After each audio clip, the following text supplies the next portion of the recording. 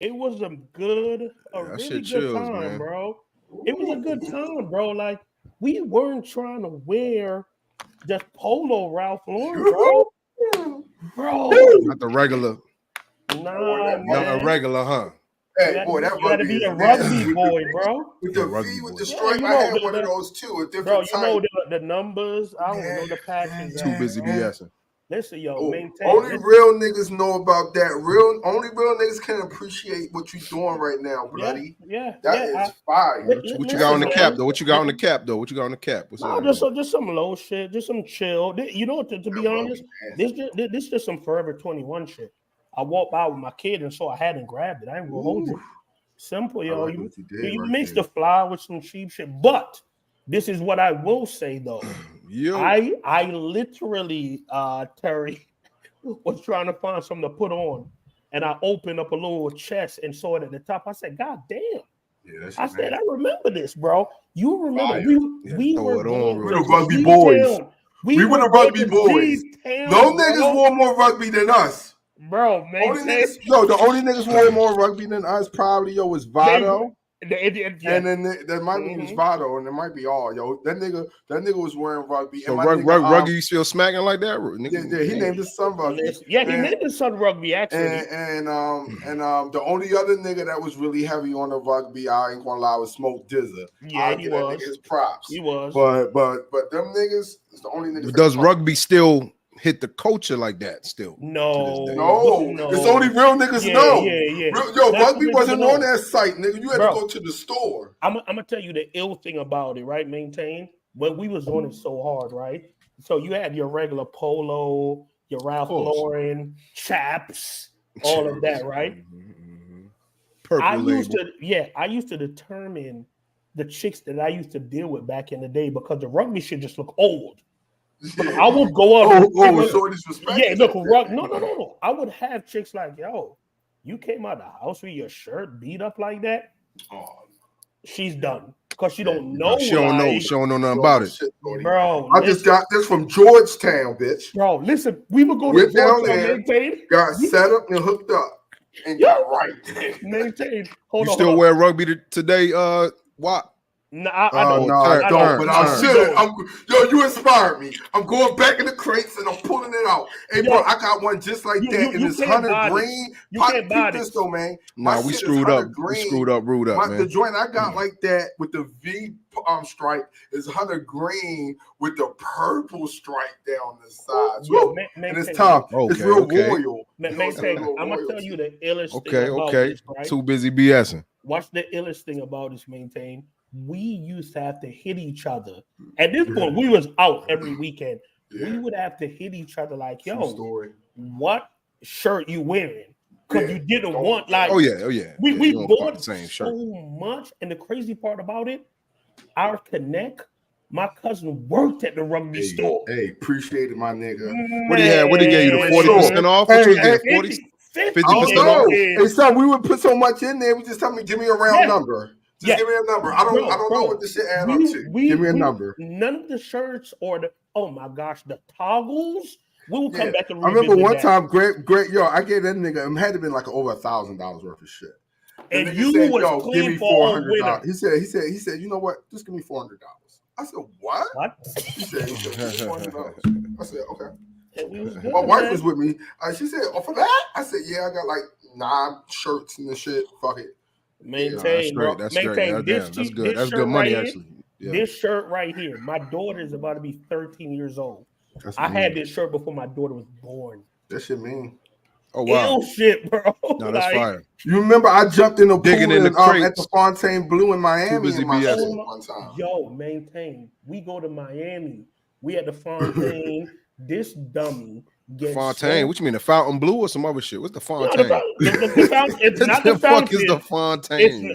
First and foremost, that's all we know. That's all this nigga knows. It's not fountain. It's definitely not. It's the Fontaine Blue. That's what I just said.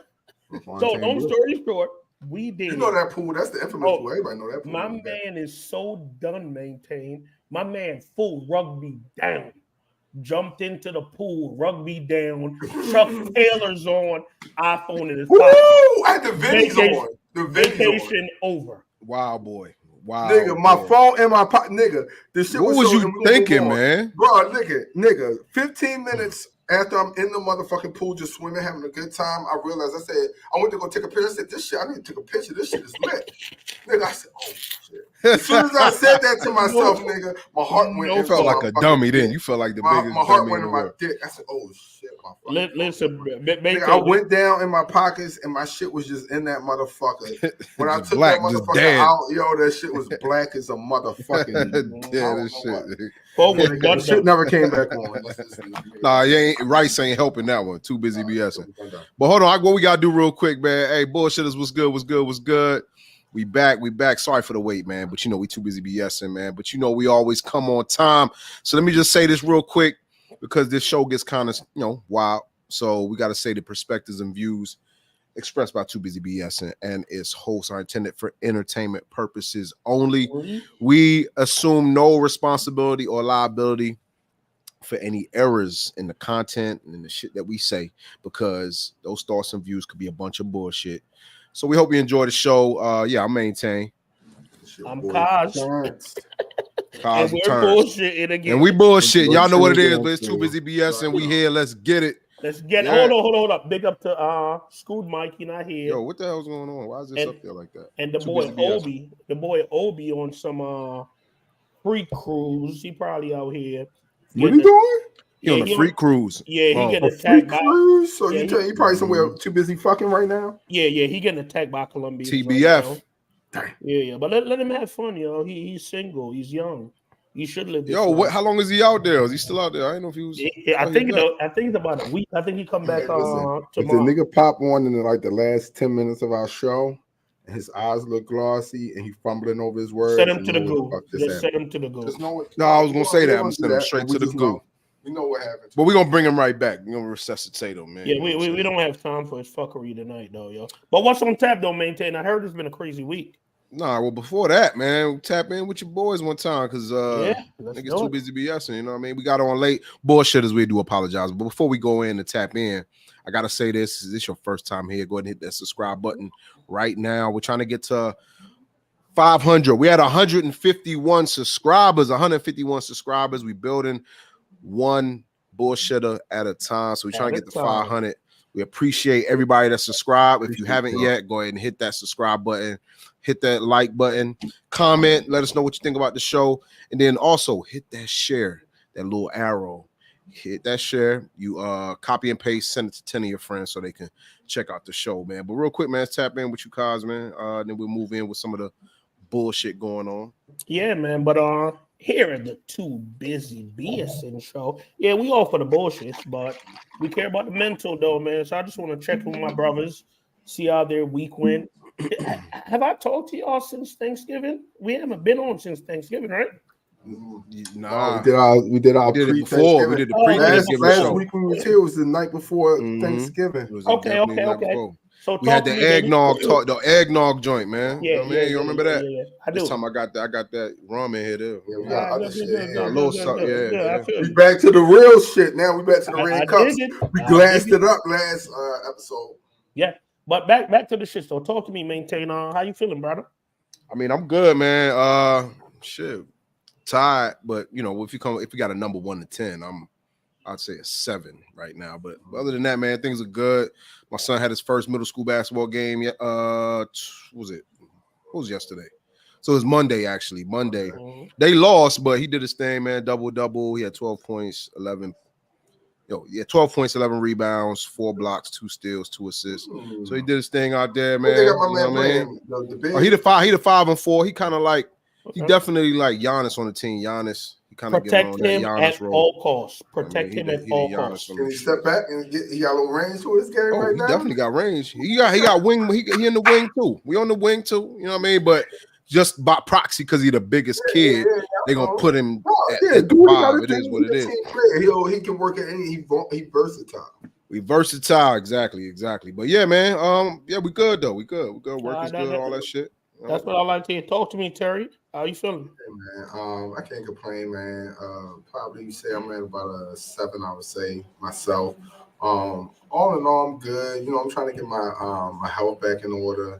I'm really trying to tap in and take a next step going into the 2024. So I'm just prepping myself mentally. I need to get back on as far as my health. When I say health, I mean as far as exercising. I've been bullshitting lately, kind of getting off the wagon. So I made a decision. I'm gonna get locked back in right before the year. So I just want to go into the year really disciplined and mentally strong. So that's all I'm working on right now. So I'm working on my stuff, but all in all, I'm living and everything's good, man. I mean, family's good, wife's good, life's good, job good. You know. Well, you know what, man? That's what we love to hear over here, man. For me, I can't complain about too much, man. Birthday was good. Thanksgiving was good. My brother. Happy 48th, boy. Gang. 48th. But stop that. So why you want to do that? Yeah, I'm not 48. You know what? I'm sorry, yo. I'm sorry. But what I will say, close to it, nigga. But when you was too busy BSing, me and Maintain was talking, and yo, big shout out to my man Trey Elliott. Elliott, thought you had a crew good. That could nobody but you. All the way from Cali on tour. Big up to my man Trey. Told him that's Gary Coleman. But no, real talk though. Your head thick as shit. So I told Maintain. Kayla had her first game yesterday, bro. Listen. Okay. No. It's not okay. Listen to me. I want to be a good father. I want to support my daughter in what. Support your baby, man. I want to support her, but she stinks, bro. Damn. She stinks, God. I'm sorry. They lost. Listen to me, yo. They is talking shit right now, Caleb. If you watching this, listen to me, yo. They lost 30-1. Damn. Who hit a free throw? They all hit one free. How many free throws they took? It's only hit one. Yo, they shouldn't even look up into one of them ugly ass layups. Yo, Terry, those girls, they look so good. They wouldn't, bro. They're out there in Yeezys, dunks. They try not to crease. They on the floor trying not to crease their Yeezys because they want wearing the school. Bro. Why are they playing in Yeezys though? Ain't no way you supposed to be playing no basketball. I'm judging the parents. If your kid is out here playing in Yeezys, I'm judging you. Yeah, bro. Facts, listen, bro. So we gotta judge you, Cos. So what? No, watch this, yo. Watch this. This is the crazy part, bro. This is the crazy part, and I said to Maintain, like, yo, like, too busy BS. I'm gonna give you the energy that you give me, right? And what I mean by that is, if you really want to do this, I'm with you no matter what you want to do. I said to Kayla, let's get up at like 6 a.m. I'll take you to the courts, like when I was in the gym. No, she don't want to do that, bro. She want to do this for recreation, right? So you know what? Maintain told me I'm not doing my due diligence. I said, no, I paid $500 for her to play this shit, yo. She's not playing this shit because she's good. She's playing this shit because her daddy paid for it. Paid to play. So hold on. When her mom tried to bring me home a fucking certificate, a participation certificate, nah, throw that shit in the garbage. Throw it in the garbage. Throw that shit away, yo. She had that certificate because I paid for it. Bro. Chill. All right, yo. But the point. But wait, that was their first game. How many more games they got? No, they had like 16 games. This was just game one. It was bad. Yeah, it was bad. Calm your happy ass. Yeah, man, they be all right, man. They be all right. First game. Yo, and at the same time, bro, it's so much other shit like that she can gain from team sports. Like, that's why I'm not tripping off it. Word up, no. All for the jokes aside, shit like that. All for the jokes aside, we're joking about it. For me, of course. Bro, listen, she don't have a position. What position? Well, they're always positionless. They play positionless basketball. Yo, I ain't gonna lie. If you ain't teaching my niece, yo, Kayla, throw that bitch from wherever you at, from 30. Pull up. Yeah, just start. Yeah, just pull up. Fuck it. Trey, she don't play the one. She don't play the two. Listen, yo. I said to her, and then we'll get back to the show, bro. I said to her, yo, like, babe, like, what happened? She said, Daddy, yo, we were just getting warmed up. I said, yo, you lost 30-1. We're just getting warmed up, 30-1. Yeah, that's not a warm up, baby. That's I don't know what you call that. Y'all was still in the locker room or something. Yo, listen, yo, they ain't come out the locker room. Whatever my baby want to do, I'm gonna support her 150. I ain't gonna hold you, man. I blame you though, yo. There's no way, fault, yo. I blame you, yo. Nah, Chevy be fresh, yo. Her uncle's a coach. He's a fucking coach, yo.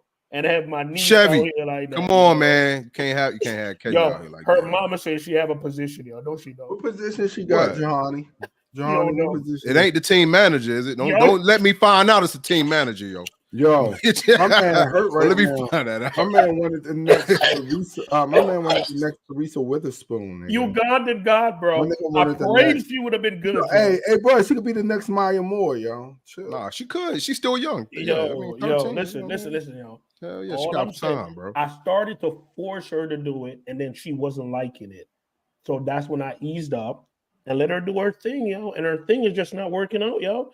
They get their ass kicked 30-1, bro. Nah, she got it, Who man. play, yo? Who was it? Man, this other Catholic school, man, they was amazing. Pulling for 3 on y'all ass. Bro, they had no black kids on the team. No, pick and roll, all kind of dirt, all kind of bro.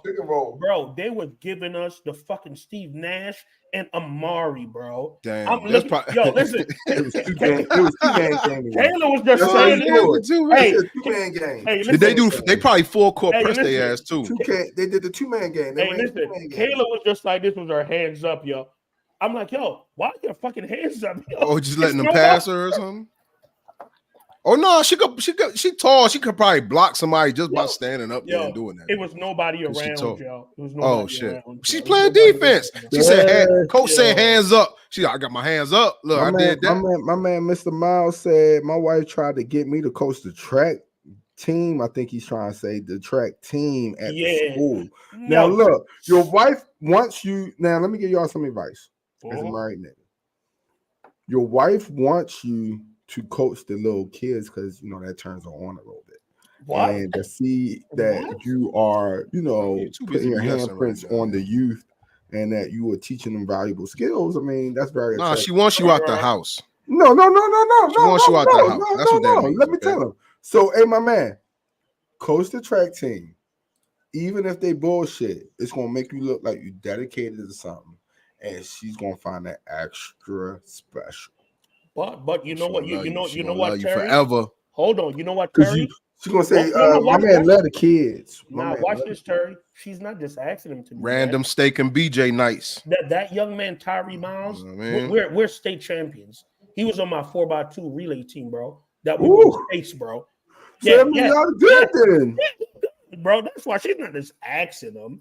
He good, bro. She's trying to say teach them motherfuckers because y'all them niggas some bombs right now. And y'all should not be taking that shit lightly if them niggas some mops because y'all was supposed to Nah, the coach, yo. What the coach? The coach is trash. The coach probably trash, yo. Todd's kid, his kids go to Caleb's school. They go to Caleb's school. They go to the same private school. So they wanted him to be the coach. Yo, Todd, do it, yo. Put Kayla in go ahead and do that. Oh yeah, no. Oh, I thought you said the track. Oh, want him to coach the track. Well, hold on. Did they want him to Terrence? Did you tap in or not? Terrence ain't tap in, did he? Yeah, he did. We all tapped in. Oh, no, yeah, his kids go to Kayla's school. Like 20 minutes, by the way. Hold on, his kids go to the same school with my kids. All right, so but he said the track team though. Yeah, the track team. They sorry too, yeah. Everything they're sorry, yeah. Everything is bad. It's all bad. Well, hey man, they got 15 more games left, so they're gonna be all right. Y'all gotta go to the city. We'll move on. We'll move on off of that, man. They're gonna be good. City kids hoop like they ain't got no motherfucking food. Hold up. Did she get any stats? Did she grab 1 rebound, 2 block a shot, steal something? What? Because I knew it was only 1 point scored. So did she grab a rebound or something? The little girl was out there wiping off her dunks, yo. Oh shit. She tripped and kicked the front. I guess she felt she scuffed it in the middle of the play. Yo. Oh, and then start wiping. She gotta be fresh. Yo, she gotta be fresh, man. Listen, I feel on the court. You can't be looking stupid. Can't be out there looking dingy. Early, yo. You started too early. Kayla all of 12, nigga. So. Yeah, listen. Started too late. Dad. You gotta start like at 6. You gotta start a little earlier, my boy. Nah, she good, yo. We gonna get it's her. All good, man. Hey, yo, the other about to come in there. She gonna go hooping. Too busy get her layup game right. She could beat them motherfucking little girls. Fuck them. Yeah. Damn. All right, well, nah, for sure. Baby Shaq. All right, let's move on to some of the bullshit that was going on in ethos and the culture and everything like that. So yeah, let's play the game. It's too busy with the bullshit. Yes, sir. And if this is your first time hearing of this game, pretty much this is what Too Busy with the Bullshit is about. Ground rules quickly. If we'll go through some of the topics that happened over the week. If that's something we want to talk about, we're gonna say we with the bullshit. If that's a topic we don't want to talk about, we want to pass, we'll say too busy. All right. So beat it up in the chat. All right, bullshitters. So if you too busy for it, say yeah, I'm too busy, or you with the bullshit, let us know in the chat as well. So let's get this thing rolling, fellas. Yes, sir. Let's go. All right, let's see what we had going on. Here's something dope. Since basketball is on, the Dallas Mavericks up for sale. You got your boy is selling that joint to a the casino family, a family that owns the Vegas Sands, have entered into a binding purchase agreement to get a majority stake ownership in the Dallas Mavericks from Mark Cuban. Are we with the bullshit? Or are we too busy for the Dallas Mavericks? It's great for him, but fuck him. He rich. He rich already. No, that's fire. That's fire. And now they're bringing it to the Vegas, right? They about to be a Vegas basketball team here soon. What, Mark Cuban want to buy the Vegas team? Man? No. He's stepping down. He bought the families that owns the Vegas Sands is purchasing it. No, I heard from what I heard is he gonna sell the shit, but he still want to run that bitch. He still want to run it, but he's selling it. He's gonna give you a minority. He's gonna be a minority owner. Right now, he's a majority. So he bought it for like he bought it for 300 mil and sold it for 3.5 bill.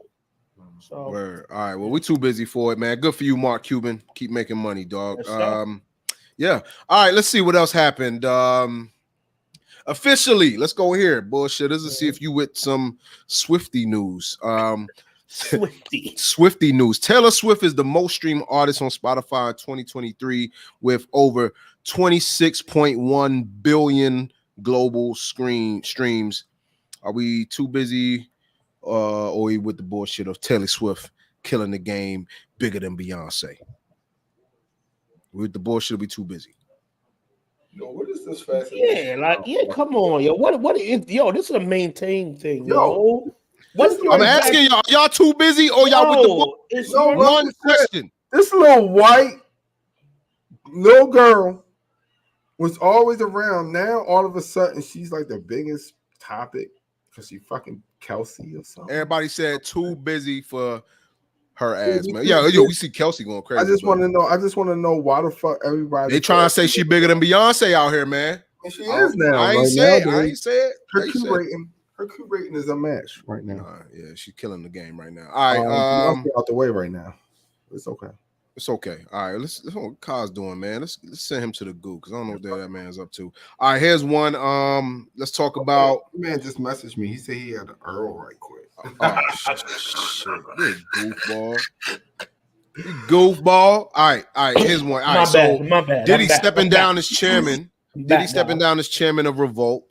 Former head of security Roger Bonds just came out saying that he's backing Cassie's claims. And he said he got the tea in the dirt and he know where the bodies are buried. Are we with the bullshit? Or are we too busy for Diddy stepping down as Revolt chairman and the newest news on that? How you feel about it, Maintain? Hold on. You gotta address that shit like the number on the house. Okay, never mind. So I guess it's settled. Y'all ready? You want to talk about it? Let's go. All right, let's talk about it then. Let's start there, man. I'll just say for me, this. Well, hold on. We're going to talk about something later about the act in New York, but a lot of these are civil. We'll talk about that. This is something different. Okay. We're just talking Diddy. Okay. I just want to say his legacy. I still feel is cemented, just like your boy Bill Cosby, just like all the guys. Legacy still submitted, but it's tarnished. Is it really tarnished? It's cemented, but it's tarnished. Though? Yes, hell yeah. Listen, hell yeah. Diddy in the culture of hip hop, his legacy is cemented. I'm just saying it's tarnished now. Like I'm gonna say why it's so tricky to hear you say that, right? We've had conversation in the chat about R. Kelly. Do you listen to R? Me personally, I don't think anyone would beat R. Kelly in the verses, right? But you can't speak on R. Kelly because of all the things that he's done. So he's Why buried. You can't speak on him? Why you can't speak on him? Come on. You can't. Why can't you speak on R. Kelly? You can speak on him. Hey, R. Kelly. I mean, I said you can speak on R. Kelly. What's wrong with speaking on R. Kelly? Hey man, no R. Kelly. I would never call you R. Kelly. You can't, man. Hey, bro. Why? But you gotta tell me why. You gotta tell me why. Function, are they playing "Step in the Name of Love"? They're not, bro. Yes, they are. You crazy? Well, y'all up north in the South. They're not, bro.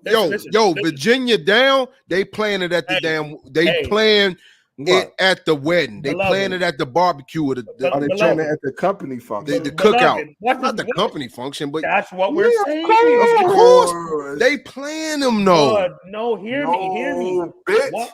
He ain't fucking suitable to be played in corporate America. He's not corporate America. Of course not corporate America. That's what I'm saying. He's buried. Is corporate America invited to the cookout? But corporate America do you understand what we're saying? When your shit can't be played at a corporate function because of your past discretion, you're fucked out here, bro. Well, hold on. Next week, I do have my company holiday party. If I hear some shit, I'm a videotape it if they play some R. Kelly. I swear to God. This is why I say that, Wap. But because like America is such a place where they'll build you up and love to tear you down, but love a getting out the dirt type story. But this Diddy thing is we've heard so much over the years that whether it was just violent things, malicious things, not good business practices that we've heard, right? Not paying his artists. Yeah, not paying. And we've talked about this ever since the Me Too thing happened in Hollywood.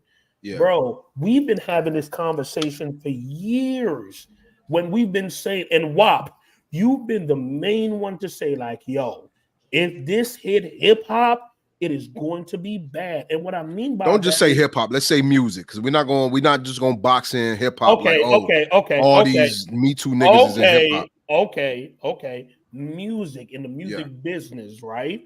Because and the reason why I said hip hop, because I was raised on hip hop. Right. And we've had this conversation that when we were growing up, it was rape culture. And what we mean by that is BET Uncut. Freaknik. Yeah, Freaknik. BET Uncut couldn't happen today.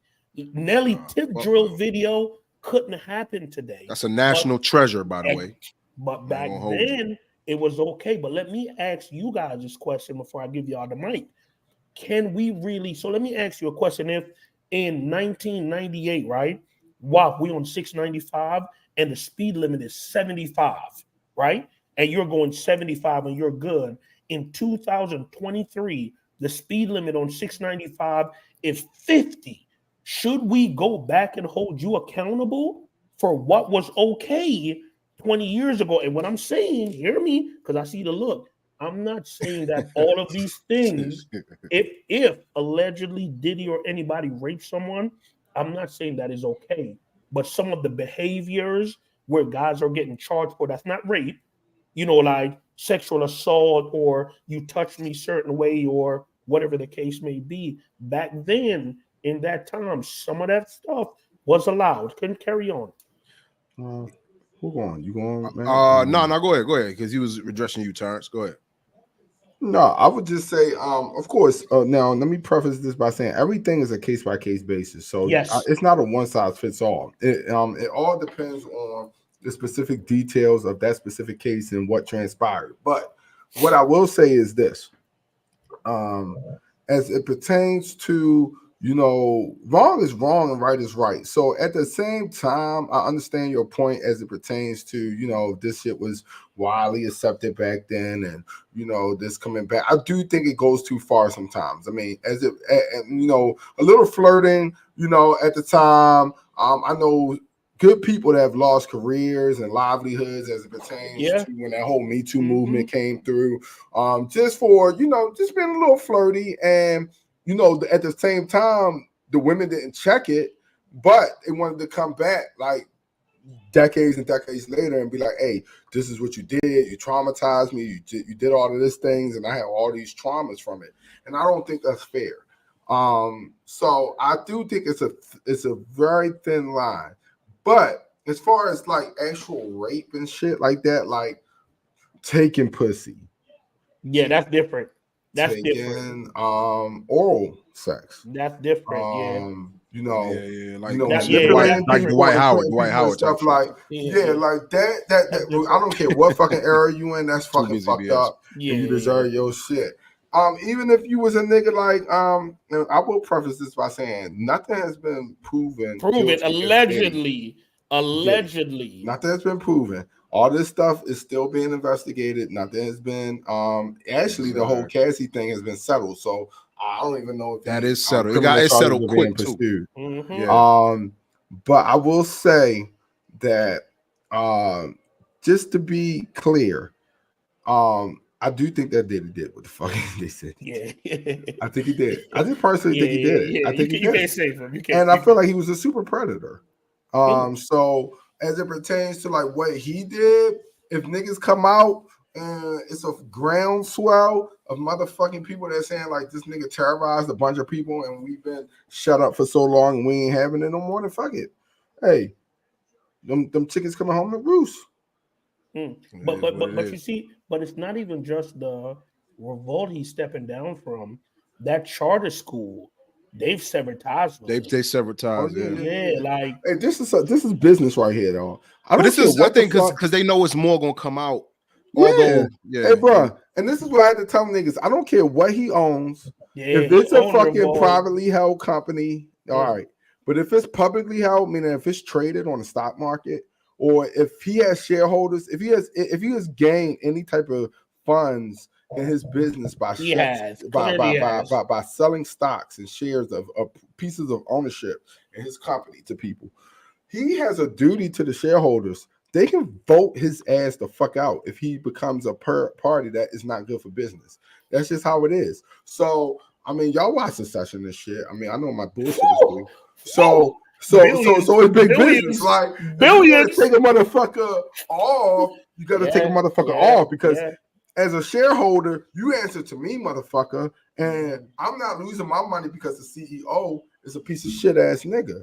I'm just not going to do it. So all you're going to have is a lot of niggas divesting in their shit, and they're going to be selling their stock, which is going to make the stock plummet, and then that's going to make your shit fucking crumble. Well, I do want to also say this. If you guys didn't know, Diddy, he's not the majority owner of Revolt. He is, no? He's not. He's Hold on. Chairman. You know that? I do know that for a fact. I know that for a fact. Do you know the percentage? He's not the. He was, but he sold his majority. So he's a minority. He's minority and chairman. So it's not like he's on the board. He's on the board. Yeah, absolutely. But I mean, but that goes without saying. He should step down. As a member of the board, he's a high-ranking nigga. So pretty much what he's saying is, I'm a big wig in the motherfucking company. Regardless of what you say, I'll own portions of this fucking company.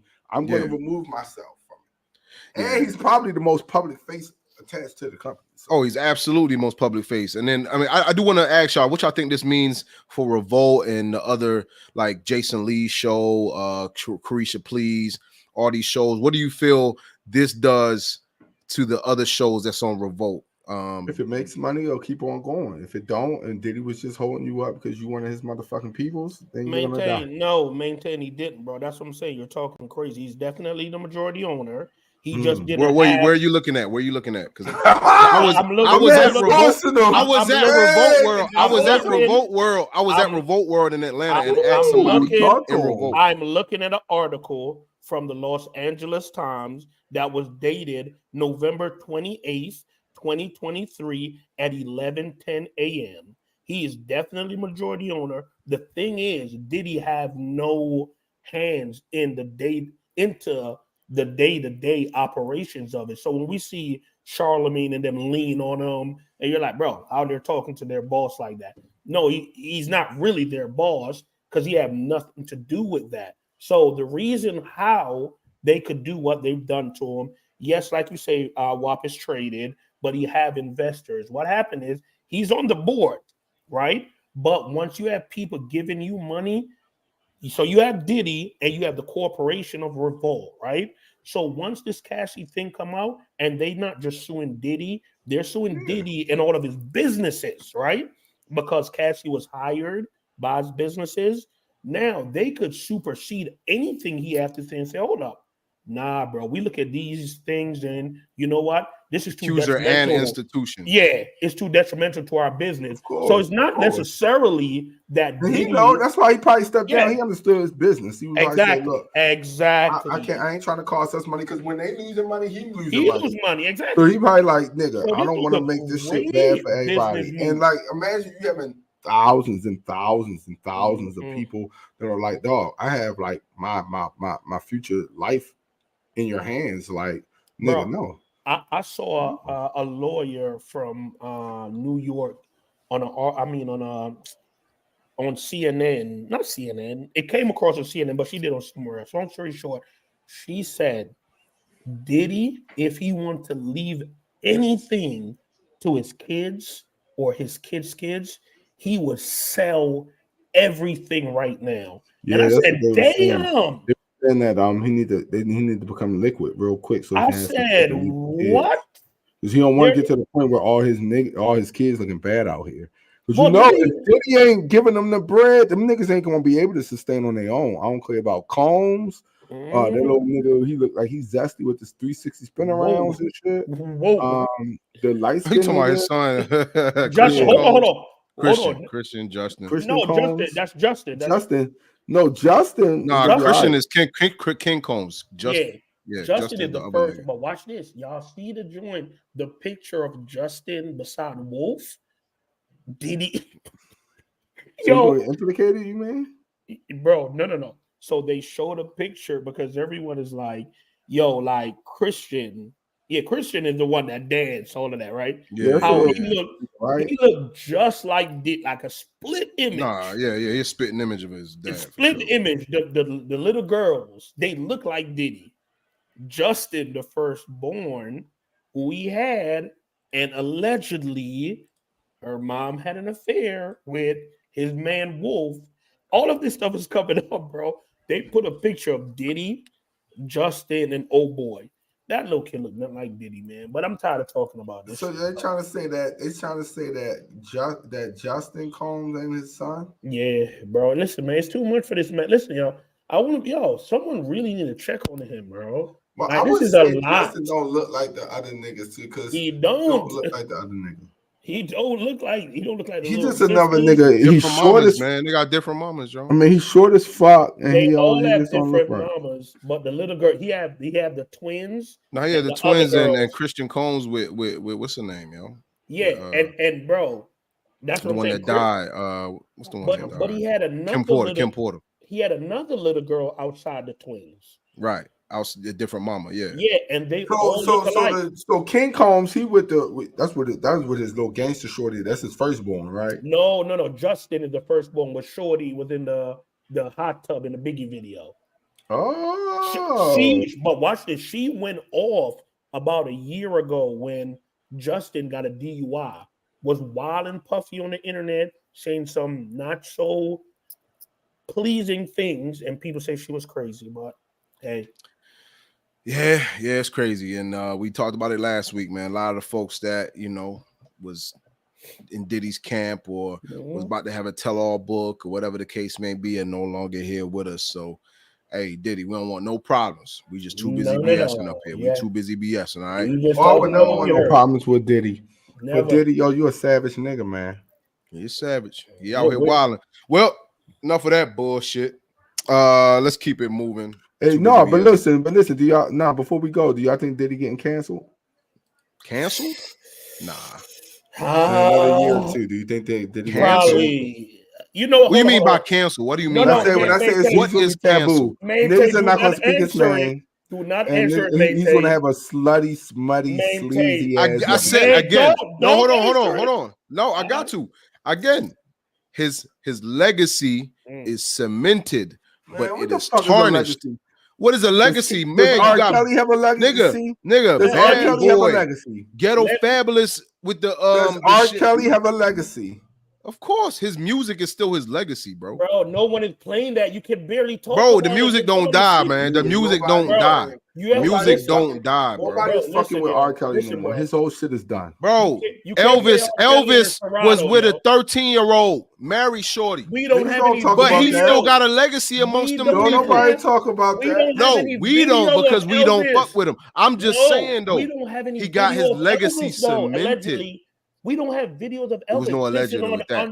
Underage girls, allegedly. We don't have that, bro. Bro, but he still got, there's a difference between, all right, your shit is tarnished. R. Kelly is spending like 20, 30 years in prison right now. Bro, that don't mean, what does legacy mean to y'all, though? What does legacy mean to y'all? Me would have ate his ass up, bro. What does legacy mean to y'all, though?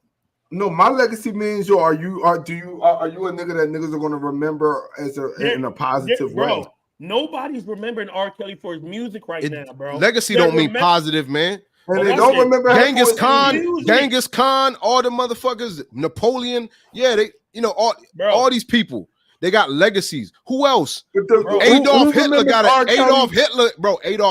legacy, my nigga. Bro, like, what you talking about? But yeah, true. But they're not remembering R. Kelly for his music. No, we're not talking about negative ass.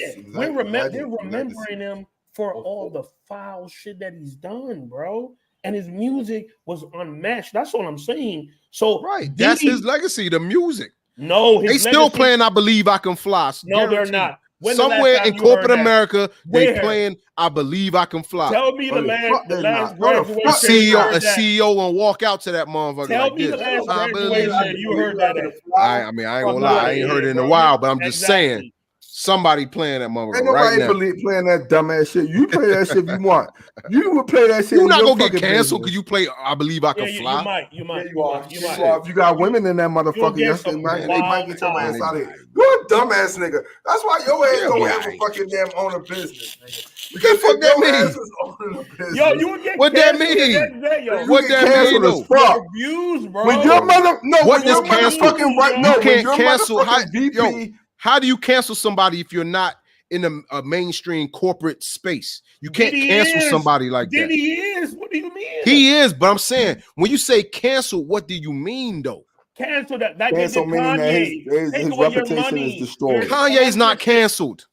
You're dumb. You're dumb thinking Kanye's canceled. You're dumb if you think Kanye is canceled. Kanye lost like $2 billion.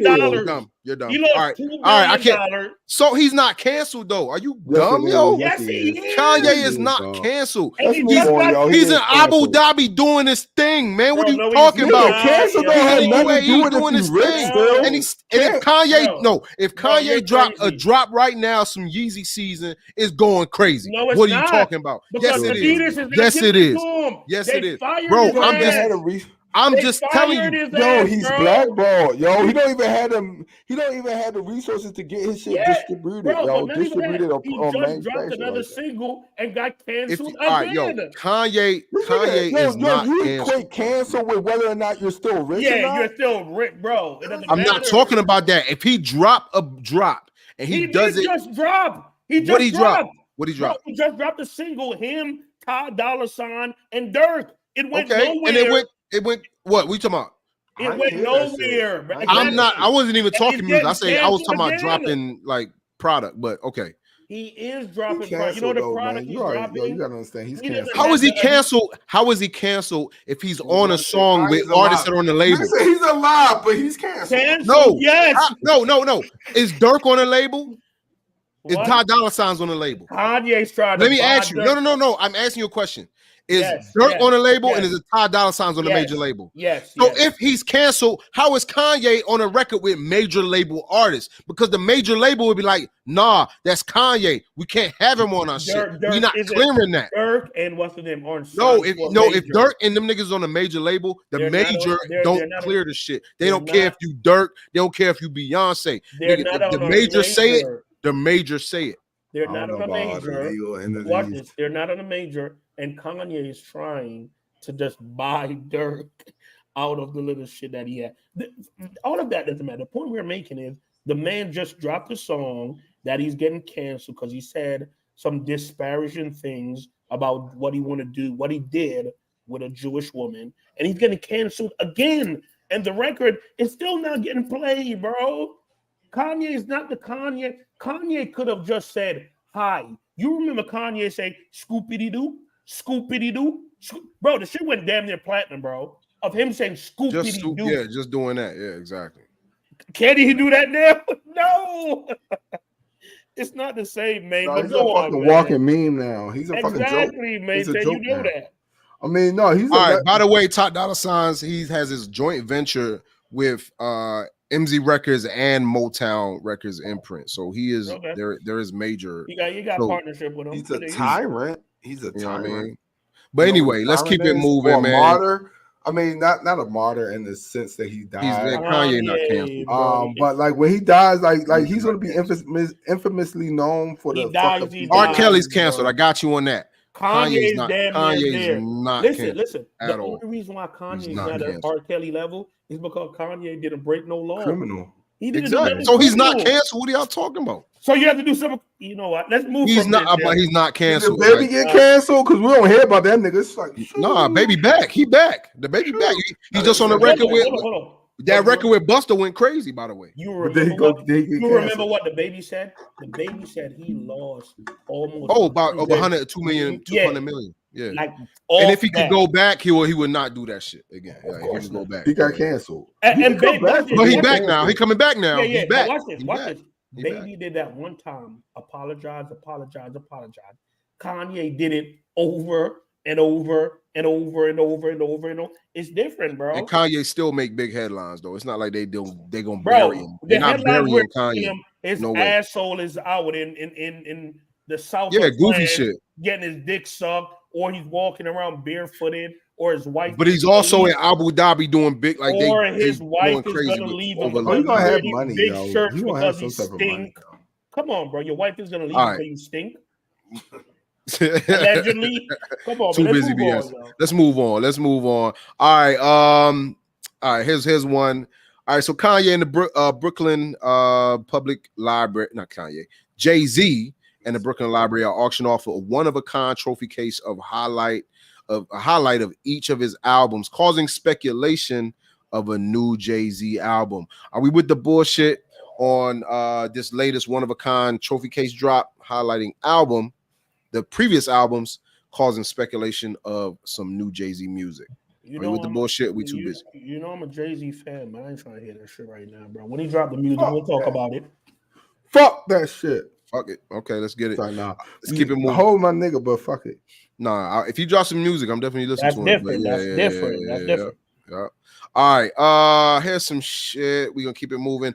Malika Andrews not keeping the same energy when reporting on certain NBA basketball players. Are we too busy? Or we with the bullshit with Malika Andrews and how you feel maintained shenanigans? How you feel maintained? How I feel about Malika, yo? It's on you. It's on you. I don't mind talking Malika and her keeping the same energy, yo. Let's go. Lead it off. Well, I'm gonna just say this, man. Malika, how I felt about it, and I said this before, and should I apologize? I don't know, but I said something like this: that she is like. Let me say this now. By the way, the thoughts and views could be a bunch of bullshit on this show. I just want to say that. All right. Now, Malika Andrews, I feel like is Rojanowski's. What's his name? Bad wench. Adrian. Adrian Rojanowski. She's like a bad wench on him. Like, to be honest, she's the reason why. She's the reason. She's Jewish, right? Black. No. Let me go there. No, we're asking you, what does that mean? What you just said? I don't know that means like, back in slavery days where the master would have a black, you know what I mean, for the Yamin, you know. But anyway, but don't before you say you think she fucking Adrian Wojnarowski. I'm saying the reason where she's at her husband is white because of him. Her husband is white, right? She's doing Dave Denneman, Dave Denneman, right. He's the Lakers. Rose is the reason why she's where she's at. And how was she like leading all the NBA coverage on ESPN like out of nowhere? You know, see what I'm saying? But this is my thing. The reason why I even say that is because she goes so hard on, first of all, our second pick here in Charlotte is Brandon Miller. She kind of bringing up the shit on his draft day. The shit that she was talking about with Ime Udoka going crazy, and Stephen A. Smith had to son her ass on live on TV. You know what I mean? Like she go extra hard on topics of what it seems to be black NBA players, but when there's some same type of shit going on with a white player, it's like, oh, we can't speak on it because we could be sued because all the facts ain't there. All right, well, I mean, the same shit was over there. All the facts wasn't with those other joints, but you came out willy-nilly like it was all fact. Like, get these people out of here. All right. So I just feel like Malika, she's doing a thing, you know what I mean? She's doing a thing, but she kind of just rubbed me the wrong way in how she deals with black men, man. Because I'm a black man and I'm a ride for us first. You see what I'm saying? So I don't really dig how she approaches, her coverage. You want to go up? Or you want me to go? Oh no, I was going to let you go. I go because I mean I understand. Let me preface this by saying I don't really like the shorty Malika Andrews, because I did think that she did kind of overstep her boundaries a little bit in the whole Ime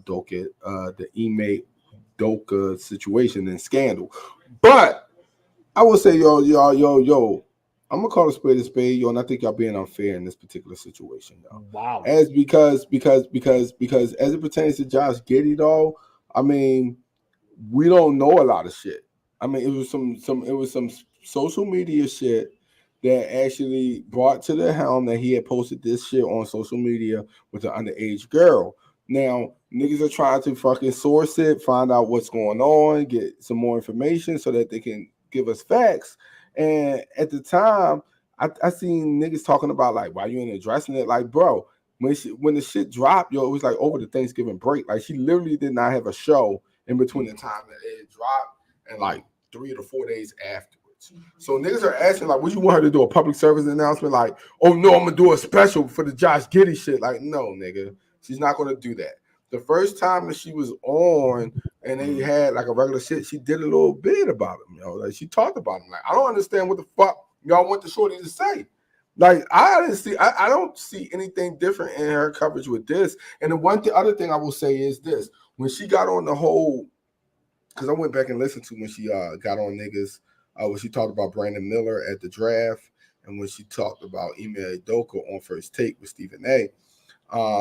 To be honest, she got mad on the motherfucking she got mad with Stephen A about the Ime Udoka shit because niggas kept on asking like, can we know what's going on with the female? What's going on with the shorty? Is she going to get some punishment in this too? Are we going to know about her? So she was talking more so not about what he did, but just more so saying like, don't trying to keep protecting her. Don't blame the women. Don't blame the women. That's not blaming. We weren't blaming. So if there was niggas coming out against Josh Giddey, like, yo, can we know about what the fuck she did? Why the fuck is she ain't out there? Can we know about what the fuck she did? Then I'm sure she may have said this. Like, all she's doing right now is just reporting on shit, just like she reported on Brandon Miller. Like, I think it was fucked up if she reported on Brandon Miller. And it was distasteful to do that shit at his draft. And I do think that she came on too strong with Stephen A about the whole shit. But I don't think that she's acting on this Josh Giddey shit. I don't think that she's being a fucking dickhead. She can say what she feels if this was true. You can say, yo, if this is true, like he should be out of. She don't say none of that. You know what I'm saying? Like, she would have definitely said that. She said it about Brandon Miller? Did she say it about Kyrie? Did she say it about you know what I'm saying? She went hard on Kyrie. Said about email. Super hard on Kyrie over something he retweeted.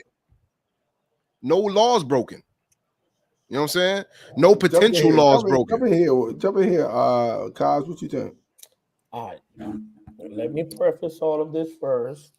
I don't want to come off like I'm bashing anyone because everyone has right to their opinion.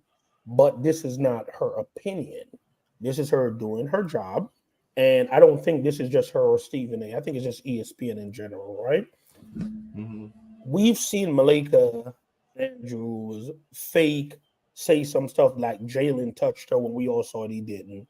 We saw how she went off on. She said Jalen touched her? Bro, you remember that's maintained. You remember that, right?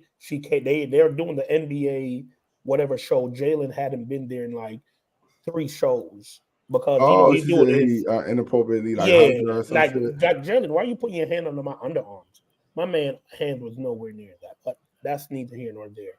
When all the NBA players were just asking, no one said that Ime was right. All of these guys said if Ime did this, they should have just fired him.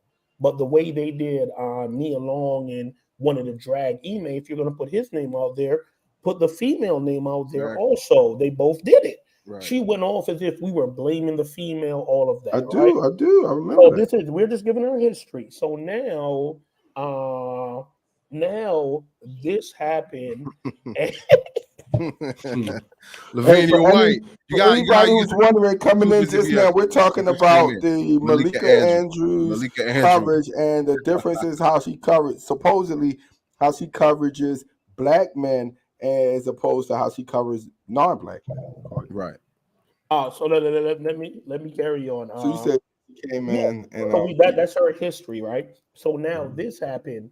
We saw Stephen A. say Porter should be out of the league after the incident in the hotel, that it wasn't proven. Everybody on ESPN had something to say before all of the information came out, and Porter was found innocent of it because the young lady that he supposedly did what to. My point that I'm making is, right, Josh Giddey, I said Josh Giddey, whatever his name is, the thing is, Josh Giddey. Yeah, it's not the same as, okay, we need to find out if you hit her or you didn't hit her. No, we see him with pictures with this young lady. He's saying, this is my girlfriend. She is on social media saying, me and Josh Giddey, we're together. This is my boyfriend. What are we trying to figure out? Have we confirmed her age? Now, watch this. This is where, I want to give a little bit of grace. I've been being taught, Giving him grace for what? All right, go ahead. Now, this is why I'm giving grace.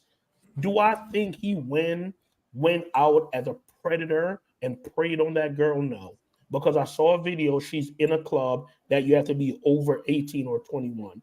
So he's like literally and I don't want to say this is right, but we talked about this, I think, last week. High school girls were dating guys that was in college. They're older than him. I really feel like Giddey met her at a party, thought that she was probably like 18. He's 21. That's not abnormal, in the college world, but it just happened to be that she wasn't 18. So I'm not saying she was a junior in high school at the exactly. time. So I don't think that Josh Giddey went out on some predatorial shit to get her. I felt like, he did something. Still don't mean it ain't statutory. And that's the point that I make. We're not saying for you to condemn him. We're saying report on it. Don't tell me you don't have the information. But with the now Stephen A. And what we're talking about is because Stephen A. went on his not on his first tape, but he went on his podcast yesterday, and because on social media it was a bunch of people coming out against him and Malika talking about why are y'all so why the lack of coverage about Josh Giddey and about what's going on with him. If it was a black man or a black NBA player, when Kyrie had his little shit, he was just only talking about Jews supposedly. He had it was like front page and center and shit, and this shit is being like tucked under the rug. So Stephen A. came out and he was like, with something this fucking harsh, like I got to be careful how I talk because I could get sued. So that's what he's pretty much saying. He's how are you going to get not talking sued? About it because he don't want to get sued. How are you going to get sued for saying allegedly just reporting on it? Yeah, allegedly video pictures have been leaked on social media with Josh Giddey saying this, or it's just never the same, bro. And I know I'm gonna jump off topic for a second, but I have to. Is the equivalent to what I just said. Kanye is getting canceled for putting out a new song and saying he had sex with a Jewish, what?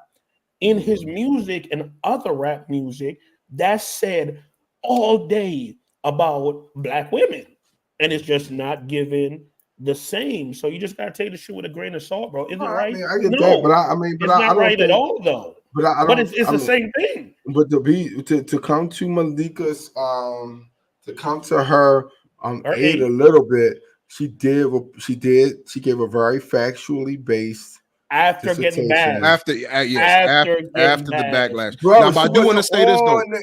She broke like on the 24th. I think her last show was like on the 23rd, dog. Hold on. I do want to say this though. Like when it comes to the differences between how a black person, a black man specifically, and a white man specifically is being covered in the media and news, whether it's sports media, the news, whatever, you can go back to, you could trace that shit back to the birth of a nation where they had blacks out there like monkeys or rapists, you know, and white women just running, yeah, like a black man's out type shit. Like, you can trail it back to that, and then you fast forward it to now, where anytime a black man does something, you know what I mean, it's immediately they trying to cancel him immediately.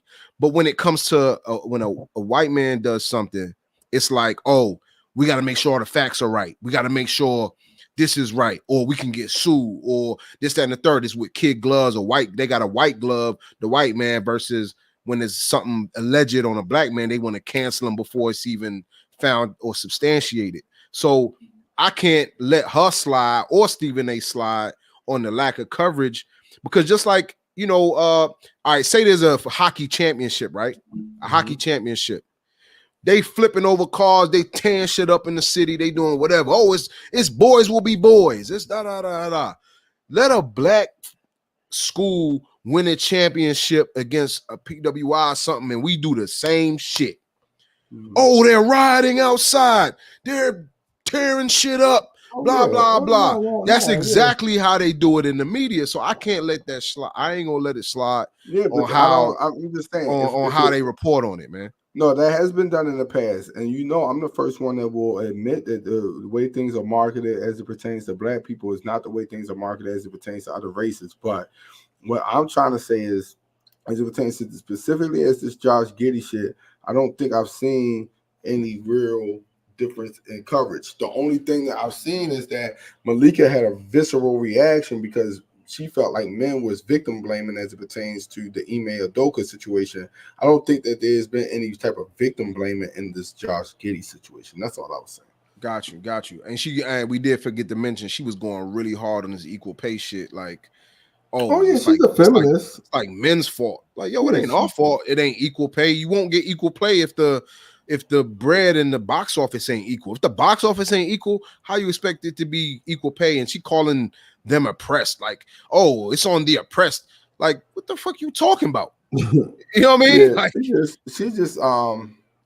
a feminist. Yeah, she wild. All right, man. Well, I mean, it is what it is. It is what it is. Well, we keep it moving, man. Enough of that bullshit. Kaz, yeah, he too busy BSing. We had to send it to this dude. He TBF. That's the new joint. Real quick, bullshitters. If you hear, I do got to say this real quick again. If you're first time here, we had 151 subscribers, so appreciate everyone that has subscribed right now, yo. We're trying to get to 500.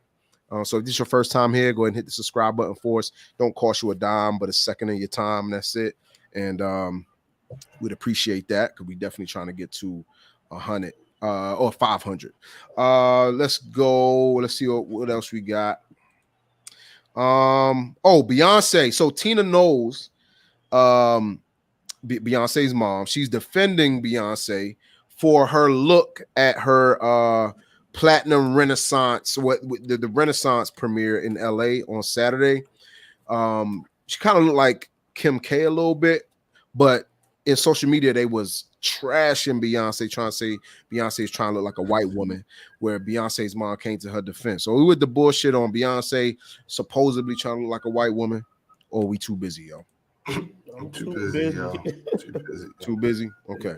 And this was it. By the way, her mom do look like a little Indian white woman, Creole. She got that Creole look. Come on, bro. The whole thing. I love that shit about her. The whole thing was supposed to be silver, bro, and it's the fade. That woman ain't bleaching. Come on, though. Carry on. Right. Yeah. Carry on. All right. So let's talk. Well, let's see. Is it parenting or is it hip hop culture to blame?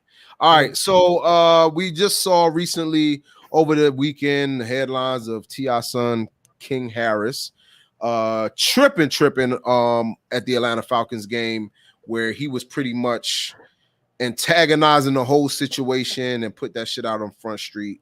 But we want to know, I want to see if you guys are with the bullshit. Is it parenting or is it hip hop culture to blame for these kids out here wilding?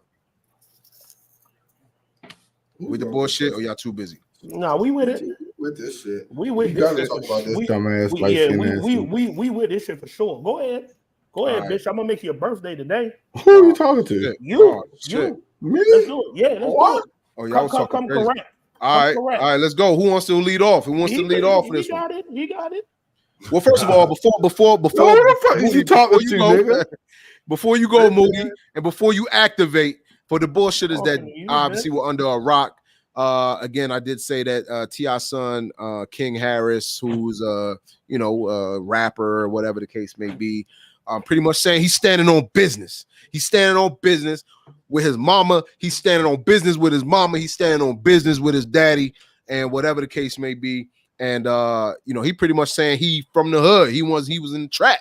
He was in the trap coming up, and so pretty much T.I. and Tiny saying, yo, you embarrassing the family, this, that, and the third. He wilding, but it just goes to the point of other kids. We got Tut Tarantino, who is Michael Irvin's son, right?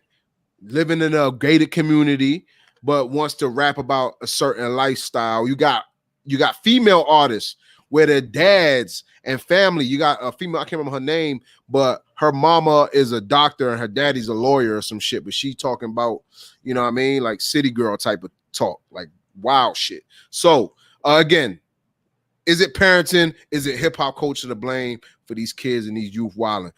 Moody, Terrence, go. Why the fuck would it be the fucking hip hop culture? What the fuck does that even mean? I hate when motherfuckers say the hip hop culture, because for one, hip hop culture, the word culture is so vague. I mean, it pretty much is. There's no one universal definition as it pertains to culture. Culture is whatever you do, what you decipher the culture to be. It could be a bunch of different things that you can say is the culture, or it could be one thing that you say is the culture. But when I talk about, as far as I talk about black culture, but when I talk about parenting, I think that's more. I think culture is lazy, whereas parenting is being very more specific as to where you think that the fundamental issue lies. And I definitely do agree that this shit starts with parenting. I mean, now let's listen. Now, this little nigga that was at the Falcons game, King Harris, he looks like a punk ass motherfucker. Like, too busy BS. First, like, nigga, you couldn't stand on any business. Like, if you was in any hood, you paying to be in the hood. Like, niggas is extorting your ass. Like, you were paying to have street cred. You're paying to make sure that you can, rep fucking sets or whatever the fuck you think you're doing. You ain't standing on no business. Hanging around his hood. Niggas wanted to make it your birthday every day on the corner. Nigga, they would make it your birthday, nigga. So that's just one thing. You just look like a fucking walking jukes. Anyway, I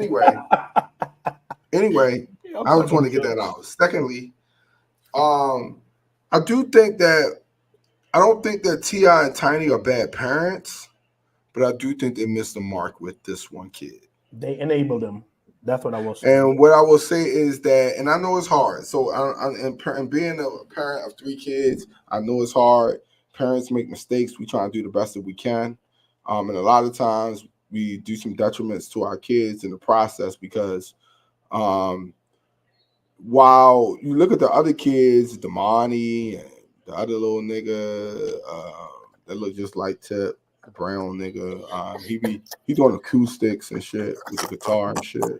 Damani making a nice little subtle love song. Let's talk about holding his shorty hand.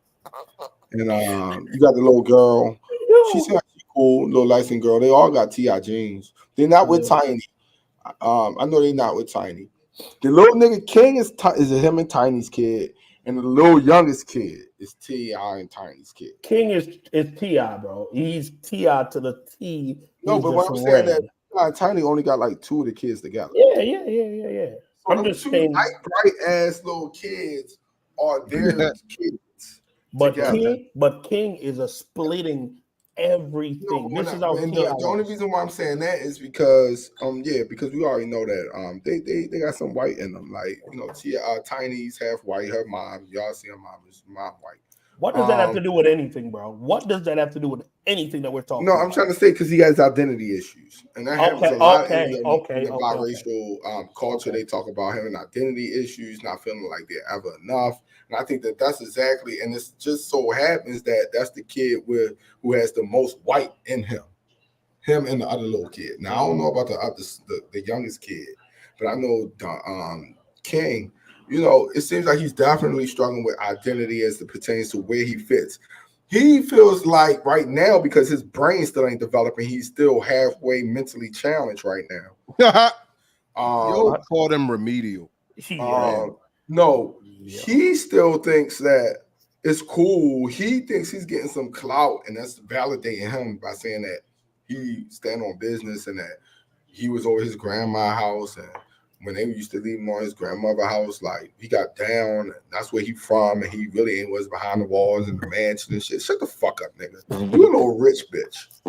And the same thing is like, just because you was in the fucking hood visiting, you was a fucking visitor, bitch. You wasn't no motherfucking resident. Nigga, you took your ass, your parents, your papa had a mansion in Bankhead or in Buckhead or somewhere. Go back home. Buckhead, yeah. Out in the ritzy ass parts of the suburbs in Gwinnett County where it's nice and shit.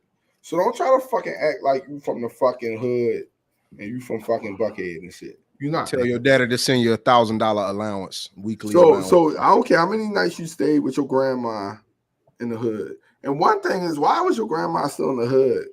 And that's T.I. Which mother though? Was it the? I don't give a fuck whose mother it is. It was T.I. I think it was T.I. mother. I think it was T.I. mother and father. Because whose mom? I mean, no, I think it's Tiny mother and father. Yeah, hold on. Who T.I. mom was on the show and she passed, or yeah, someone's mom? No, that was on his the sister. I think that was his sister. Oh, I don't know who it was, but no. What it was? No, and I actually did some digging. It was actually they used to really King used to spend a lot of time with Tiny's parents, her mom, her dad, and they live on the outskirts. They live closer to the hood. Yeah. She mixed. She biracial, right? Like they live mostly to the hood. And my thing is, and I understand parents gonna be who they is. They could have been to the point where they're like, "No, I'm staying here. This is home. I don't want you to move me out." But I'm not taking my kid out there. You said T.I. hates his son. Nah, by the way, I would want to say this. T.I. did respond on social media today, pretty much saying like, "Yo, our family unit is we good. Like I'm riding for my family." As like, you should, I respect it. That's at the end of the day, that's no what he did right there. Father. That's a good all father. the shit that I don't think anybody that's slandering T.I. off of that clip is a dickhead. T.I. is being a father, and he's exercising tough love. I don't care if it's you supposed to put your son in the head like he's talking like that. Nigga is talking reckless. At the end, if you see his mom come to him, she like, "Why are you tripping?" Like, babe, I'm not. He's like, and he talking to T.I. like he a nigga. Like for one, if you ever said, I know you. Don't ever call me nigga. Don't call me nigga. Me as a nigga. Yeah, I'm another man. Like, nigga, no, I'm your fucking dad. I'm your dad. Ain't no yeah. I know you. I know you. He said, why you letting this nigga play with me? Why you letting this nigga play with me? But before he said that, he was like, "Yo, I know you. You capping." He said they be drinking a lot. No, but you can see asking your mama why you letting him play with me. And bless her heart. You know, mom's always gonna have an affinity for her son. So you can see right at the end where Tiny saw that the shit was going left. She really came to him, put her hand around him, like you can see her really trying to calm him. And he's so mad, he pushes. Why are you doing this? Like, relax. Like, and the nigga keeps saying to his mother, like, why you letting that nigga play me? You know what it is for me. You letting that nigga play me, and I think that's what set T off the edge. Like, fuck what you talking about, nigga. I'll let your mom try to calm you down, but what the fuck is you talking about a nigga? Nigga, I'm your fucking daddy, nigga. I wiped your little nasty ass. You embarrassing us. You had no shit dripping out of your ass. Who the fuck? Nigga, I be damned if I let a nigga that I wipe ass. After T.I. nigga ass, I wipe. You think I like wiping ass? Watch this. I hate wiping ass. I don't even want to wipe my own ass, but I got to. What? Yo. Too busy BSing. Wowzer. All right, go ahead, Katsu. Like wiping their ass is not a fun thing to do, but you do it. Don't shake Turns hand, yo. You have a bidet, don't you? You have a bidet at home. I'm just saying, yo, who like wiping their ass? Do you have a bidet at home? You wipe it. Don't trust me. No. I said, do you have a bidet? I'm happy you on the flushable wipes, but I flush all the time. I know them flushable wipes ain't good for your pipes. It's stuck. It'll clog your plumbing. They will clog your shit up, yo. It's flushable, but it's not. It's a lie. But no, I say all that to say, let's get it back. No, I just say, I'm going to let y'all go. But I say all of this to say, like, nigga, T.I. did the right thing, but at the same time, growing up, they gave this nigga too many boundaries, and now it's coming back home to roost. Let me hit the chat before I say what I'm about to say. Lavinia India said it's parenting. It all starts at home. The Ugandan Love said King is angry and need therapy. Damani music is phenomenal. T.I. hates his son.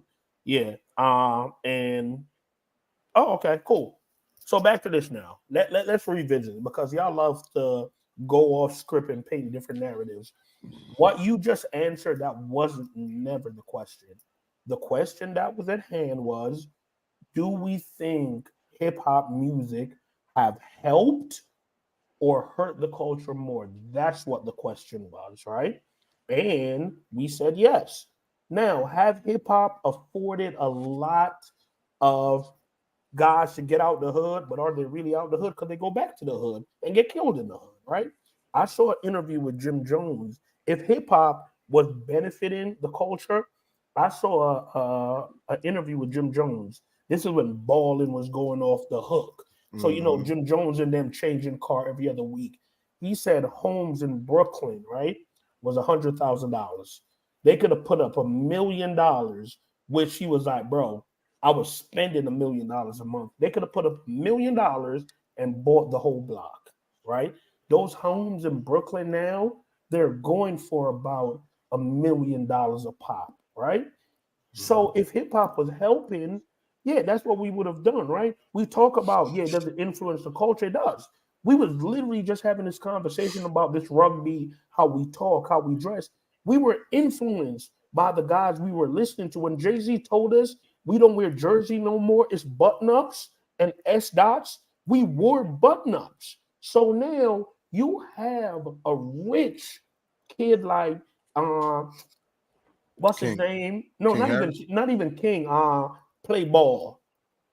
John Moran. You have a guy that's so rich, $200 million, right? And is losing it off listening to NBA Youngboy. Everything we've seen him done bad, NBA Youngboy is playing. So if you have someone that's so rich and wealthy, or little white kids who come from great homes trying to give it up, right?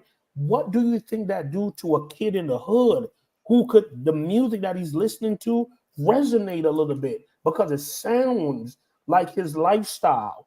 And they're saying, yo, we're going to go spin the block and we're going to do this. And this is what's going to happen. What do you think that do to him, bro? Bro, we talk about this sexy red shit, or the joint I just said in the chat today, the little girl from Baltimore have a song about fucking on her period. Like, come on, bro. We saw Sexy Red in jail, pregnant, saying fuck my baby daddy, bro.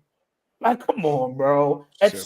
Free my baby daddy. Bro, at what point do we say, bro, you know what? I can't talk about these people laughing at us, or because I'm laughing at this show. We look fucking sad out here, bro. Bro, it's hard to complain about how other people look at you or that other people don't respect you when we're not respecting ourselves. And this is not one of those situations, Wop, when we're saying we're blaming the victim, because we're not the victim. The people that we're talking about, they're all rich. Sexy Red is rich. Little King is rich. All of these people, Sukiana is rich. NBA Youngboy is rich.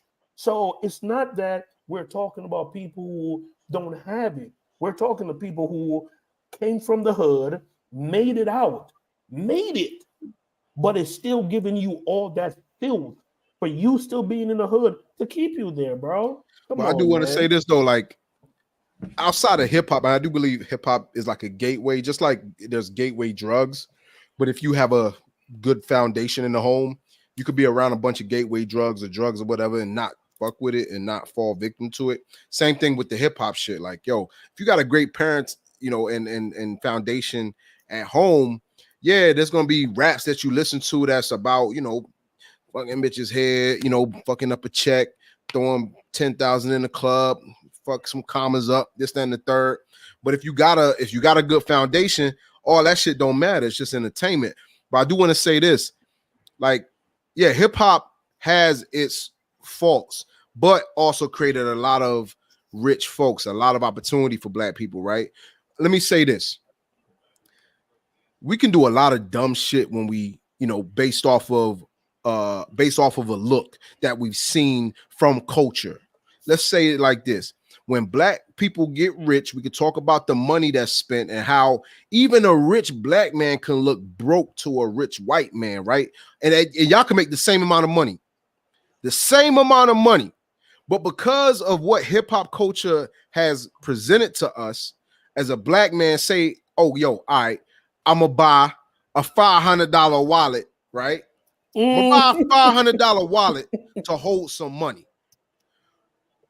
He a bitch for I that. can guarantee you, I guarantee you there's no billionaire like Warren Buffett or Steve Jobs or any of them niggas that's got a $500 wallet. Nah, they do. They might not have guaranteed to hold a $500 wallet to hold $200 don't make sense. Maintain. They and might your cards. Maintain. They might not have. They hold money clips. Hold on. Hear me. They might not have a Gucci $500 wallet, but they have a $1,500 leather snakeskin, whatever, no name that we know about. That's gonna keep their stuff together.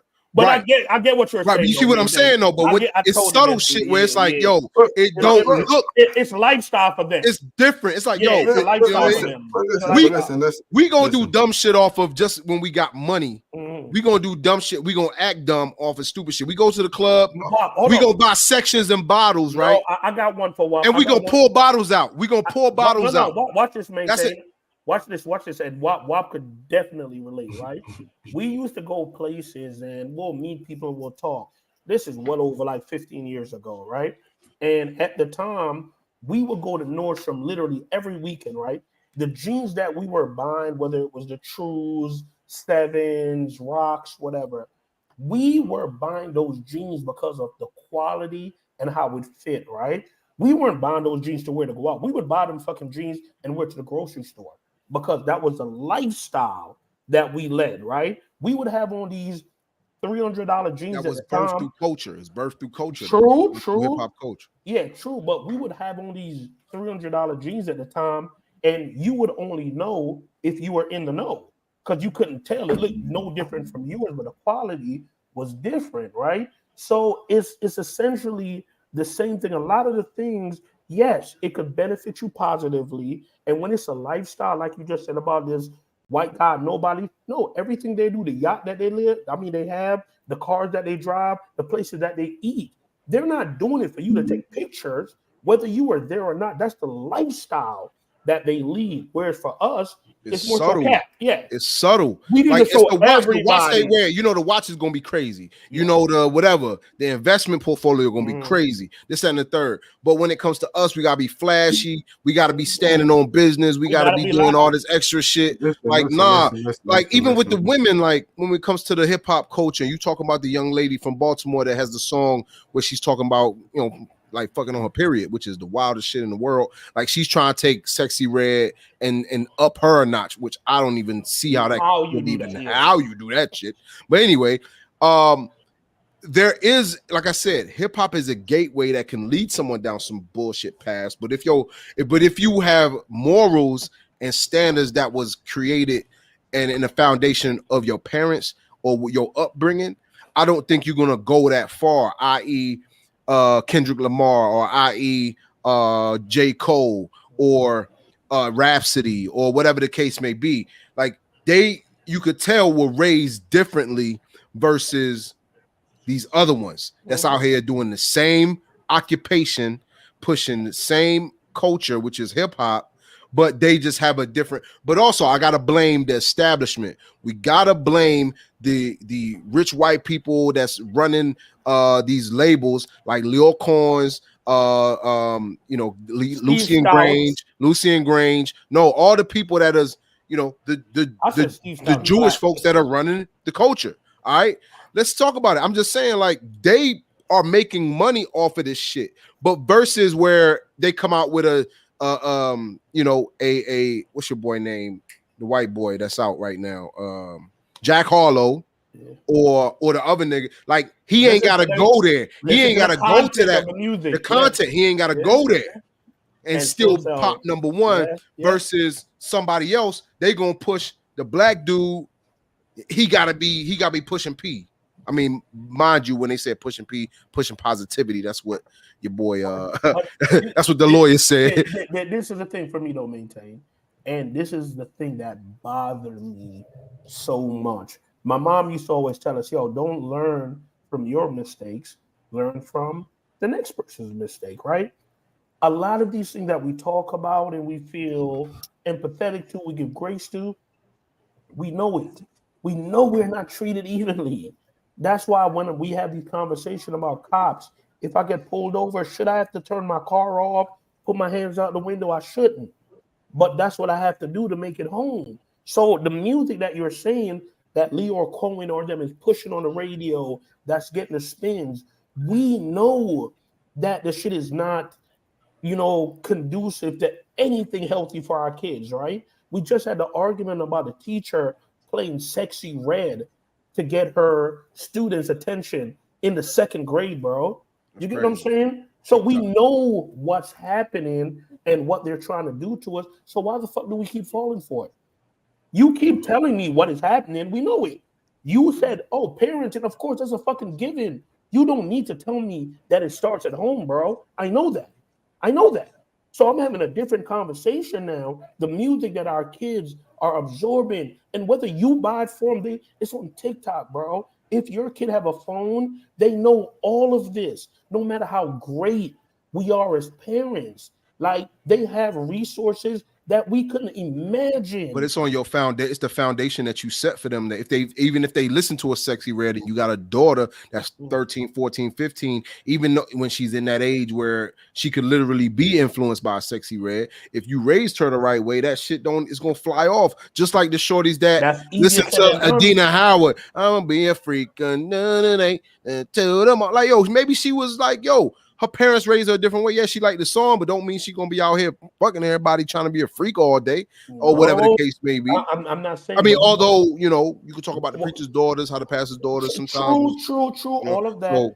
So some of the you, bro. Like what we're gonna use. I'm not gonna use you, Terry, because I'm gonna wish that on. We'll use someone that have wife, kids, or whatever at home, and they did everything in their ability, right?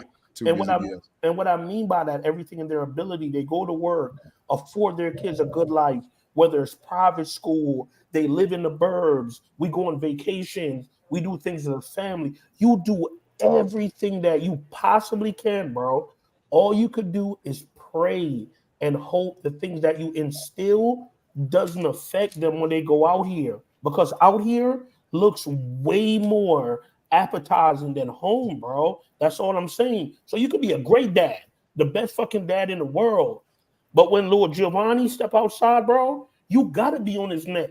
Because if you're not, this world will eat him up.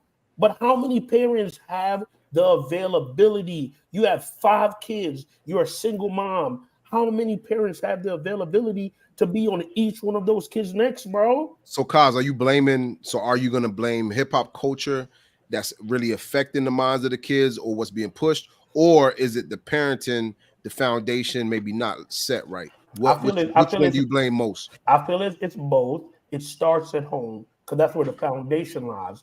But it's so much you can do at home when these kids go out here and they have all of these resources, whether it's to the music, to the movies, to the this, to the that. And like I'm saying, bro, the stuff that you are in this business, Maintain, so you know that 90%, 95% of these rappers or entertainers that push that, they're not rich, but they tell you that they're doing these things, and these kids are so impressionable, bro. We don't have a Family Matters on TV now.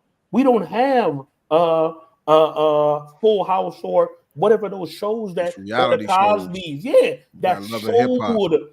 Come on, bro. Listen, man, I used to love watching the Cosby for that foundation. Family Matters, I fucking love that, bro, because I saw something that like I aspired to have when I became an adult. Carl was a fat fucking clown.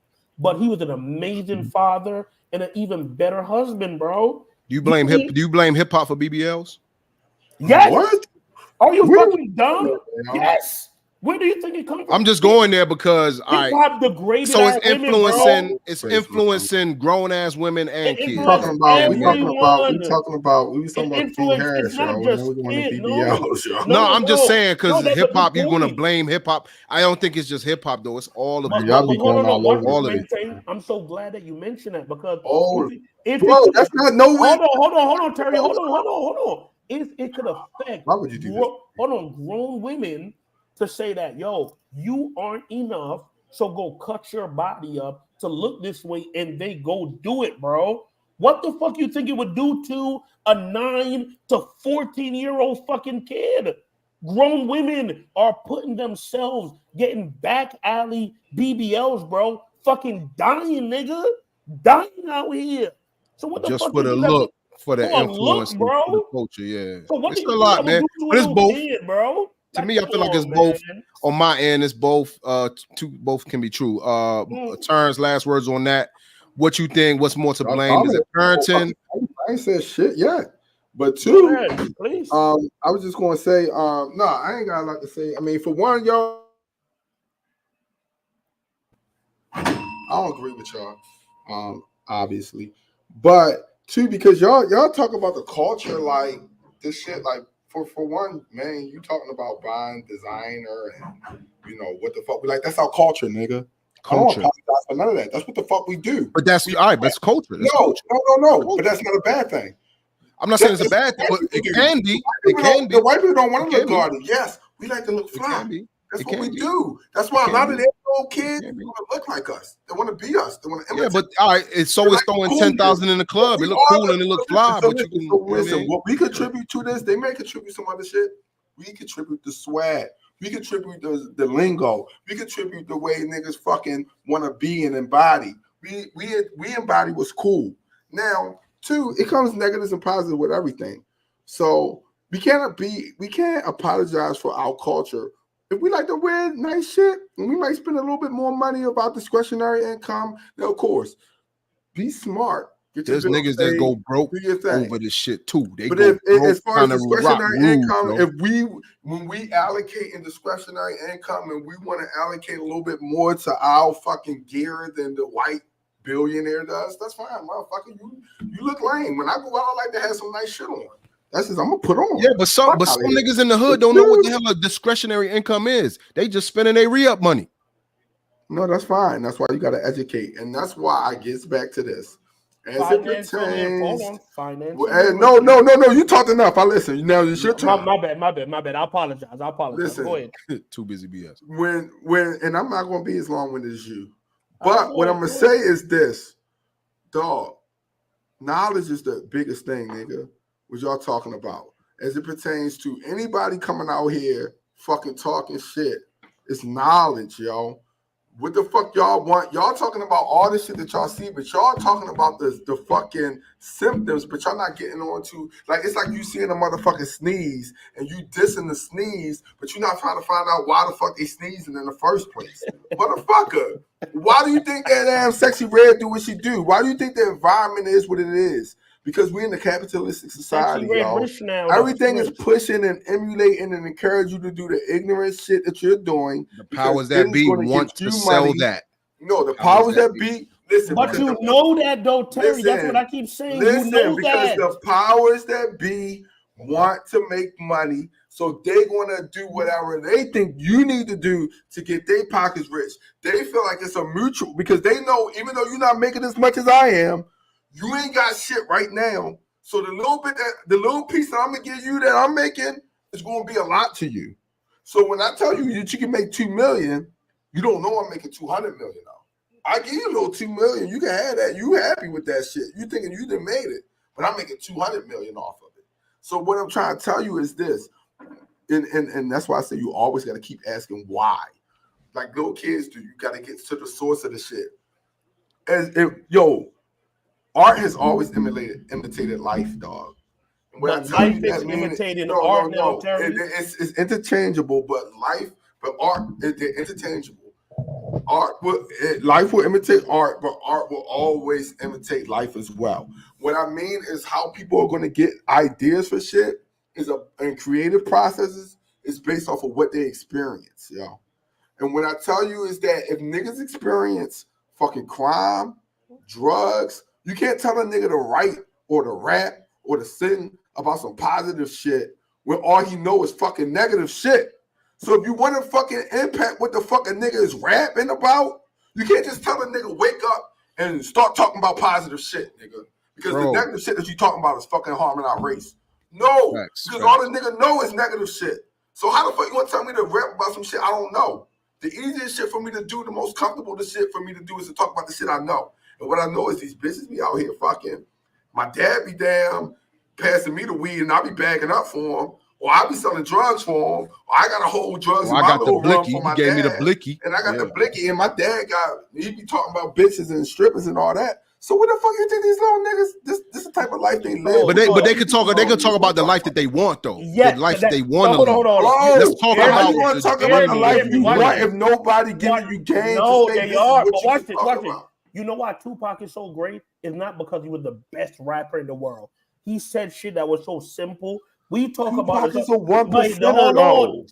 Okay. You're right. Tupac is okay. a 1% ass nigga who got a higher level of thinking. You're right. I'm just talking about your average Joe in the hood. But at what point, right? Because hear this. At what point? Because in 1990, it was a nigga out here like you saying the same exact thing, right? So now we're in 2023. Is a nigga like you saying the same exact thing in 2053? Shit ain't changed, it's gonna be. Bro, at what point do someone have to stop this shit, bro? A different result when niggas still live in fucked up places, nigga. What the fuck? And the fucked up place we lived in is America. And that's why I brought up. That's exactly why I brought up A Birth of a Nation. Hold on. But that's exactly why I brought up A Birth of a Nation, the first movie in America that was about degrading black people as monkeys and rapists and this, that, and the third. Bro, it is. In the capitalistic society of America, it is profitable to make money off of the degradation of black culture. So therefore, the powers that be, like Lil Combs, who went onto the Breakfast Club saying the reason why he pushed this shit is because it's making me money. Because again, that's why I brought up A Birth of a Nation. It is about the profitability of the black culture being degraded. Period. Like, and that's what it is. So they trying to go further and further down that rap hole of this degradation of black culture. So they're gonna push it. But why the fuck would we think that they're gonna fucking look out for us? They're not gonna stop. It's America, bro. They're not gonna stop. Listen to what you two educated, college, graduate, successful men just said, right? Once again, I keep regurgitating this. You guys keep saying this. We know these things maintain. So if I know that when I walk out that door, no, we don't know this. You said we know this. Do the niggas in the hood that's living this shit know this? No, they don't. How do you know? They just know. They know the trap. They just know the trap. You think everybody knows shit, nigga? No, niggas don't know shit. Nigga, why you think a nigga like Finesse 2 times say he been living like dumb, like he ain't know, like to niggas actually showing him down, like, no, you see how you doing for your son? Like, now the nigga want to try to change his life. Like, some niggas just gonna be ignorant. Majority of niggas, if you teach them a better way, they will do better, Everybody don't want to be ignorant forever, though, dog. Right. But when you don't know shit, all you want to do is what you know, Boosie Badass. He might say some wild shit, but he ain't no dummy. If you don't have anybody telling you sage, wise advice, you're gonna do not as ignorant shit, nigga. I don't understand why the fuck y'all don't see that. So what we need is more niggas like us. Go to the ground level, talk to them, even if they act like you're a fucking cornball, which they probably are. But as long as you keep putting that shit in the air, you telling them something different. One nigga, 5% of them niggas may think like, damn, let me hear what this nigga saying, because I don't like what the fuck I've been doing. They ain't really helping. So let me hear what this nigga saying. But like I'm trying to tell you, that's how the shit change. You're not going to change everybody. Nothing is a one size fits all. Nothing's going to impact 100% of the people. So nothing's perfect. But what I'm trying to tell you is that what you can do to impact the most niggas is to give niggas game about another way to do shit. Expose niggas to different shit. Get niggas out of the hoods that they live in. Let niggas see other parts of America. Granted, let niggas see other parts of the world if possible. Niggas will come back. You get one of these hood ass niggas and let them go on a world tour for 3 months. You think they're gonna come back to the hood the same person that they left? Yeah, some niggas ain't been past that side of town. There's a lot of them ain't been past that side of town. Niggas don't lead out. Wayne, them niggas will spend their whole lives and never even went 30 miles outside of the fucking hood. Bro, you have niggas live in Baltimore that live on the east side of Baltimore. And never been on the west side. I know when I was on west, we don't go to the east side. That's like another country, another state. No, I like the way you brought that up. I was gonna say that was a great bowl. I ain't gonna lie, it was a great bowl to end it off of. You know how we can each one teach one, pretty much is what. Yeah. Terrence was saying he frozen right now, so frozen. Yeah, frozen like shit. But no, I like that. Each one teach one. That's how we end it, man. Each one teach one, bro. That's how we got ended. It's a good discussion, yo. Can we shake on it? Hold on, Don. Can we shake on it? Yeah, for sure. Gentlemen. We all want the same thing, Joe. Yeah, bullshitters. Let us know what you think, man. Is it parenting? Is it hip hop culture? Is it both? These kids is tripping and black culture is kind of wild right now. Let us know in the chat. Beat it up in the chat right now. And if this is your first time, once again, we're trying to get to 500 subscribers. Hit the subscribe button for us. It don't cost you a dime and only a second of time. We had 151 subscribers. So if you're a subscriber, we appreciate you. You a bullshitter for life. What up? What up? It's out of love. We call you bullshitters, by the way. But yeah, that was it. Any last words, guys? Hey, listen, the chat was active tonight. I loved it. Shout out to the chat. Shout out to the bullshitters. We love the bullshitters. Hey, peace, bless.